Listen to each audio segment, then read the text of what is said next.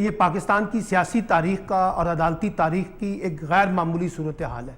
इस तरह की सूरत हाल से हम माजी में दो चार नहीं हुए। अब मसला ये है कि इसका रेजोल्यूशन क्या था। इसका एक रेजोल्यूशन था सियासी बुनियादों पर कि हुकूमत और अपोजिशन बैठते और बैठ के नए इंतखाबात के फ्रेमवर्क के ऊपर इत्तफाक करते। अगर आप समझते हैं कि दो सूबाई असम्बलियों का इलेक्शन जो है वो ठीक नहीं है, तो फिर एक जनरल इलेक्शन के लिए एक दरमियानी रास्ता निकाला जा सकता था।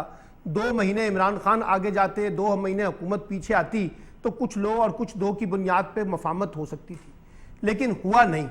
अब जब सियासी जमातों ने अपने रास्ते खुद बंद कर दिए, सियासी जमातों ने खुद अपने दरवाजे बंद कर दिए, जब पार्लियामेंट ने सियासी फैसलों को करने से इनकार कर दिया, तो जब अदालतें उसमें आई हैं, तो फिर हमें बड़ी तकलीफ हो रही है। भाई तकलीफ तो आपको उस वक्त भी होनी चाहिए थी कि पार्लियामेंट क्यों नहीं अपने फैसले कर सकी। मसला उससे भी बड़ा हो गया कि एक तरफ अदालत करी, दूसरी तरफ पार्लियामेंट नहीं, वही मैं कह रहा हूं ना, मैं कह रहा हूं कि जो पार्लियामेंट को काम करना चाहिए था, जब पार्लियामेंट अपना काम नहीं करेगी, अपनी फंक्शनिंग नहीं करेगी, अपने सियासी फैसले नहीं करेगी, तो फिर कोई तो आएगा। अब आप मुझे बताइए इस वक्त रुकावट क्या है। ये जो सारा हम अदालती बुरहान देख रहे हैं, इसका एक जुज तो ये भी है ना कि इंतखाबात कराने के लिए हुकूमत तैयार नहीं है। वो कैबिनेट को इस्तेमाल कर रही है बतौर हथियार, वो पार्लियामेंट को बतौर हथियार इस्तेमाल कर रही है। जी, इतनी आसान बात भी नहीं। इलेक्शन सिर्फ पंजाब का क्यों? सर बात यह है कि मैं तो आपसे कह रहा हूं मीर साहब के सब बैठ के जनरल इलेक्शन की तरफ चले जाएं।